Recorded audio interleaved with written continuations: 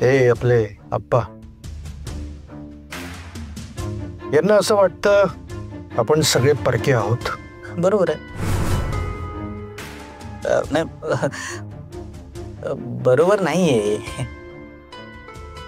यांना असं वाटतं हे इथेच बसलेत आणि फुकट खातायत.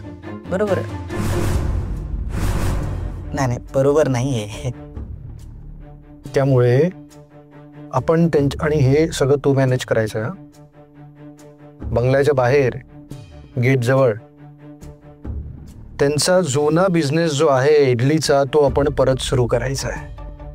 हो प्रिन्स साहेब, बरोबर बोलतोय मी,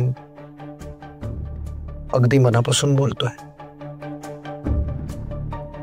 आणि मी तर म्हणतो तुम्ही एकदा सुरुवात तर करा. मी पण येईन तुमच्या मदतीला. मी पण तिथे उभं राहून इडल्या विकेन.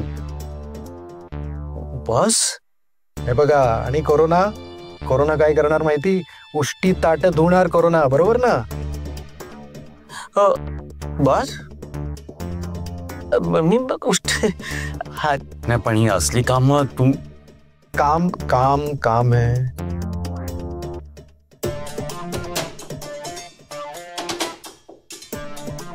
छोटं काम मोठं काम हे असं सगळं नसतं.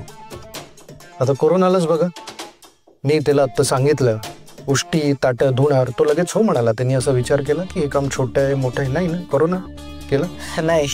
नाही ना? नाही झालो नाही ना? हा. आणि तुम्ही एकदा सुरुवात तर करा. कसं आहे, आमचे इतके कॉन्टॅक्ट आहे. कोरोना आपले होत करून येतात, त्यांचे इतके कॉन्टॅक्ट आहे. कस्टमरची रांग लागेल. तुम्ही बघाच, सुरुवात करा. हो, का नाही?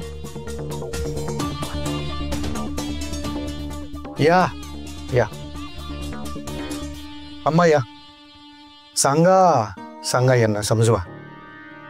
शक्ती, तुझे काका काय सांगतायत? हो, ऐकलं मी.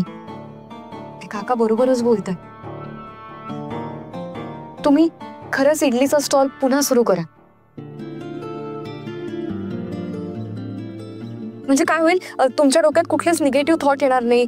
तुम्ही कामात व्यस्त असाल आणि अप्पा काही मदत लागली तर मी आहेच ना. आणि मी पण असते बघा. बघा अप्पा, मी सगळे आहोत तुमच्या मदतीला. तुम्ही अजिबात टेन्शन घेऊ नका. कसला विचार करताय? कधीपासून सुरू करायचा स्टॉल हा विचार करतोय. उद्यापासूनच आपण हा स्टॉल सुरू करू. कोरोना, उद्यापासून हा स्टॉल सुरू करायचा. आम्ही सगळे आहोत तुमच्या मदतीला. लावा ताकद, तुम्ही जोरदार सुरुवात करू.